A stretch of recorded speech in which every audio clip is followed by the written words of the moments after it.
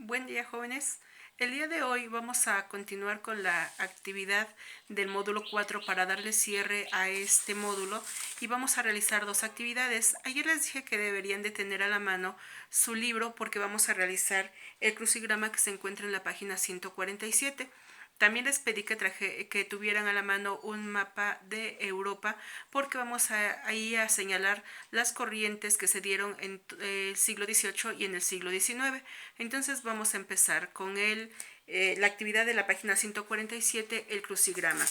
Nos dan las indicaciones para que uno lo vaya llenando y obviamente tenemos que hacerlo ya que tuvimos el conocimiento de todos los temas con anterioridad de cada una de las corrientes que se dieron desde el 18 hasta el siglo XIX, hasta finalizar él.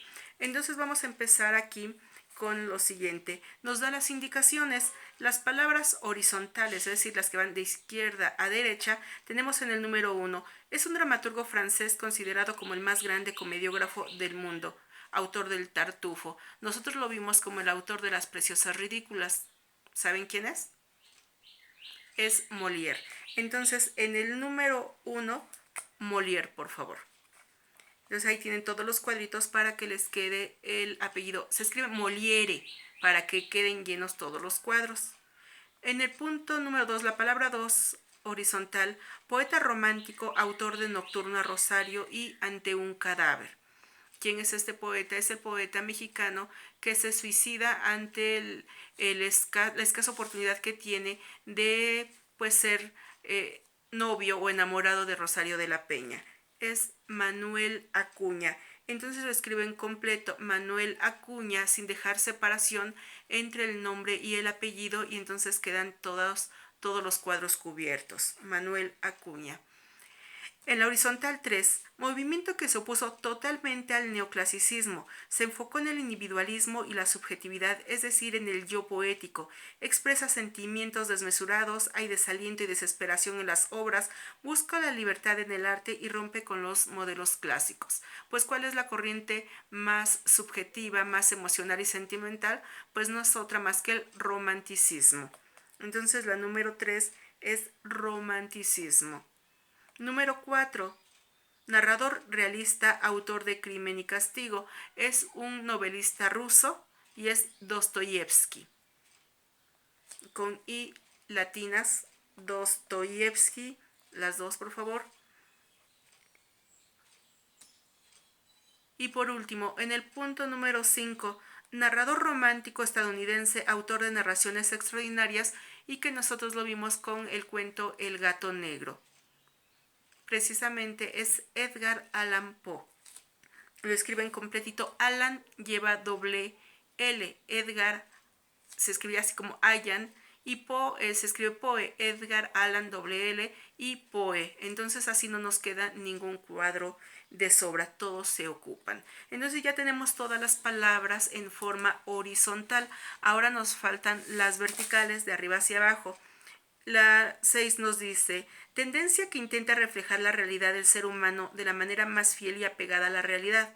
Busca la objetividad y la realidad, emplea descripciones muy detalladas, datos precisos, objetividad al narrar, se muestran personajes de la vida cotidiana, se tratan temas sociales, se antepone la razón al sentimiento.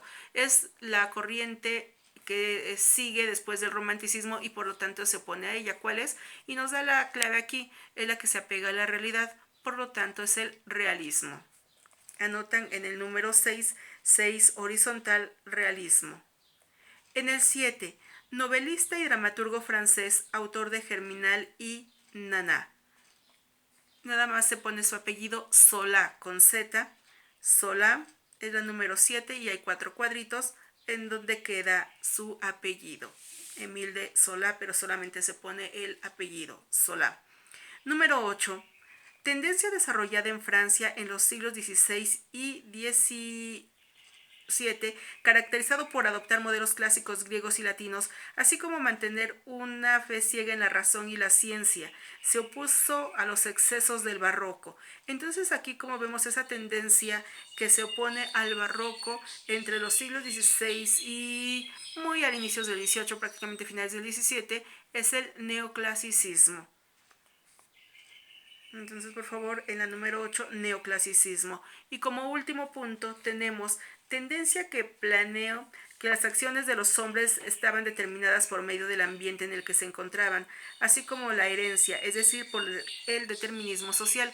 La corriente que les decía que comentaban que los vicios y los defectos de los padres se van a heredar a los hijos, a lo cual se le llama determinismo, y es la última corriente vista. Con ella se cierra el siglo XIX y dura escasamente 20 años porque trata temas bastante duros de ser tratados porque son los más dolorosos de una sociedad: la violencia, la miseria, el adulterio, la prostitución.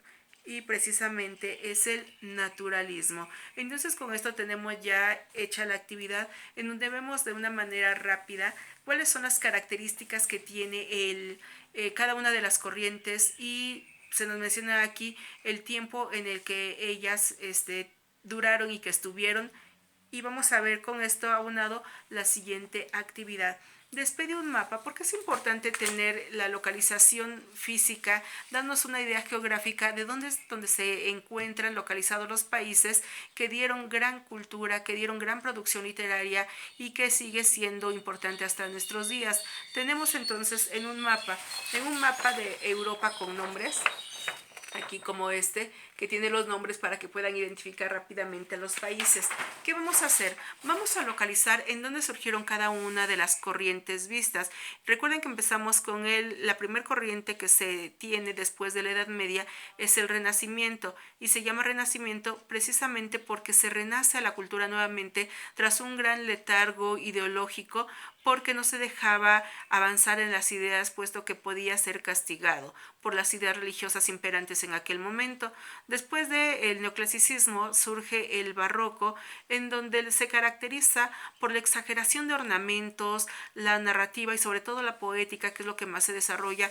Tiene una carga excesiva de elementos poéticos, lo cual hace difícil que se pueda comprender si no se tiene una cultura más amplia, una cultura más general. En este caso vamos a encontrar el neoclasicismo, que es la que sigue al barroco y que surge en Francia, y que lo que ahí va a imperar es la razón, porque tiene que ser una literatura que aporte a la sociedad, que no solamente sea escribir por escribir, sino que sea didáctica. Tiene que dar una enseñanza para que la sociedad mejore. Después del neoclasicismo viene la corriente donde se exaltan los sentimientos, porque se opone a la razón exclusivamente, que la razón no es solamente lo que nos hace seres humanos, sino también los sentimientos. Nos llega entonces el romanticismo. Después del romanticismo llega el realismo, que se opone al romanticismo, y el realismo nos dice que hay que apegarnos a la realidad porque es lo que realmente existe y hay que reflejarla tal y cual es. Y después del realismo se deriva el naturalismo, que se va a la exageración realista, presentándonos temas difíciles, temas sórdidos, hurgando dentro de lo más profundo y doloroso que hay en una sociedad, como son todos los defectos, no solamente sociales, sino dentro de las personas mismas, hasta dónde somos capaces de llegar porque tengamos que satisfacer nuestras propias necesidades. Entonces, en este recorrido de las corrientes y del tiempo tenemos que ubicarlos de una manera geográfica. ¿Qué vamos a hacer? ¿Cuántas corrientes fueron? Entonces empezamos. Tenemos por principio de cuentas al Renacimiento, 1, 2, Barroco, 3, Neoclasicismo, 4, Romanticismo, 5, Realismo y 6, Naturalismo. Tenemos estas 6 corrientes, pero se ubicaron en ciertos países nada más. Entonces vamos a ir en orden cronológico. Van a marcar el Renacimiento. ¿Recuerdan cuál es el lugar de origen del Renacimiento? Italia. Italia, específicamente en la ciudad de Florencia. En Florencia, Italia, surge el Renacimiento y después se expande por toda Europa. Entonces vamos a localizar en el mapa Italia, pero en Italia también surgió la siguiente corriente, que es el barroco, que aunque tuvo su máximo esplendor en España, es en Italia donde surge y por eso la vamos a marcar ahí. Así que por favor a Italia la dividen en 2 partes y las van a colorear con colores distintos para que se marque la diferencia entre uno y otro. Entonces, ¿qué tenemos ahí? Tenemos el Renacimiento y tenemos el Barroco. Después de ellas nos vamos al neoclasicismo. El neoclasicismo, ¿dónde surgió? en Francia. Entonces, en Francia surgen tres corrientes que son el neoclasicismo, el realismo y el naturalismo, por lo que a este país los vamos a dividir en tres partes y ocupamos tres colores diferentes a los anteriores. Cada una de las divisiones debe llevar un color distinto porque es una corriente diferente. Así que a Francia la dividimos en tres partes, por favor. En tres partes, una de ellas va a ser para el neoclasicismo. Después, siguiendo el orden temporal, vamos a tener la corriente romántica. La corriente romántica surge en dos países de manera simultánea y se considera los creadores de ellos a Inglaterra y Alemania. Así que a esos dos países los van a iluminar del mismo color, por favor. Voy a hacer una pausa porque va a haber mucho ruido por el camión del gas. Continuamos. Entonces, a Inglaterra y Alemania elijan un color, pero ambos países tienen que estar iluminados con el mismo. Eso sería el romanticismo. Después regresamos nuevamente a Francia, en donde vamos a colorear o la segunda parte de la división que hicimos del país porque corresponde al realismo. Y por último, la tercera parte de Francia la vamos a colorear de una manera diferente porque tenemos el naturalismo. Entonces aquí ya como nos debe de quedar nuestro mapa es a Italia la vamos a dividir en dos colores diferentes porque una es el Renacimiento y la otra parte es el Barroco. Después en Francia nos quedan tres divisiones porque una corresponde al neoclasicismo, la otra al realismo y la última al naturalismo. Y los países que quedaron coloreados de manera igual, Inglaterra y Alemania, porque nos están representando al romanticismo. Entonces, como vemos, aquí ya tenemos marcadas nuestras 6 corrientes y les debe de quedar de esta manera. Aquí tenemos, a ver si se ven, ya. Ahí sí se ven divididos que Inglaterra y Alemania los tengo aquí en color rosa y ellos son el romanticismo. A Italia la dividí en color naranja y en color azul y ahí está marcado el Renacimiento y el Barroco. Y Francia está en color morado, en color verde y en color café. Y tenemos ahí marcados el neoclasicismo, el realismo y el naturalismo. Quiero que hagan un código de colores. A ver aquí. Un código de colores como está mostrado en esta parte y van a anotar los nombres de las corrientes, pero lo van a hacer de manera cronológica. Aquí primero entonces tengo el Renacimiento. Van a anotar el nombre Renacimiento, pero también van a anotar la fecha en que surge. Tenemos aquí entonces marcado el Renacimiento y que es a inicios del siglo XV y hasta finales del siglo XVI. Después de ello tenemos el Barroco, que se da durante todo el siglo XVII. Después tenemos el Neoclasicismo, que se da de finales del XVII a principios del XVIII. Después tenemos al Romanticismo, que se da de finales del XVIII hasta la primera mitad del siglo XIX. Después tenemos el realismo que se da en la segunda mitad del siglo XIX y por último el naturalismo que se da a fines del XIX, específicamente de 1880 a 1900. Y posteriormente a ello lo que van a hacer es que van a anotar una o dos características muy representativas de cada uno de los movimientos ahí a un lado de donde están las fechas o donde ustedes encuentren un espacio nada más que ocupen los colores correspondientes a la corriente para que no se confundan.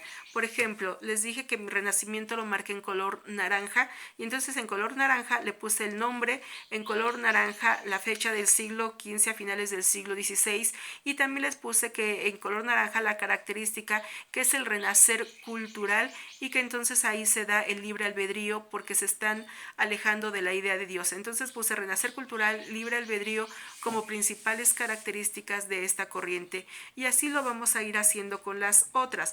El barroco, sus principales características es el exceso ornamental y que además se divide en conceptismo y en culteranismo. Entonces en estas dos vertientes del barroco tenemos comprendido lo esencial, el exceso ornamental, conceptismo, culteranismo.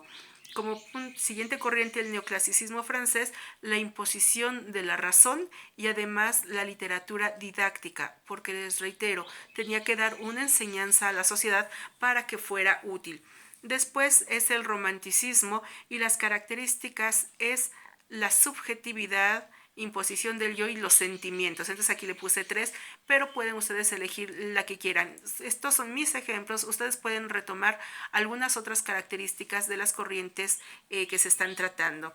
Tenemos entonces después el realismo. El realismo, aquí le puse como características el apego a la realidad y la objetividad, porque tienen que ser plenamente objetivos, porque si no, no sería apegado a la realidad si lo que estamos haciendo es una interpretación emocional o sentimental, que es el subjetivismo, y por ello la objetividad es importante. Pero igualmente puede ser el narrador en tercera persona, la descripción detallada, ustedes elijan algunas características.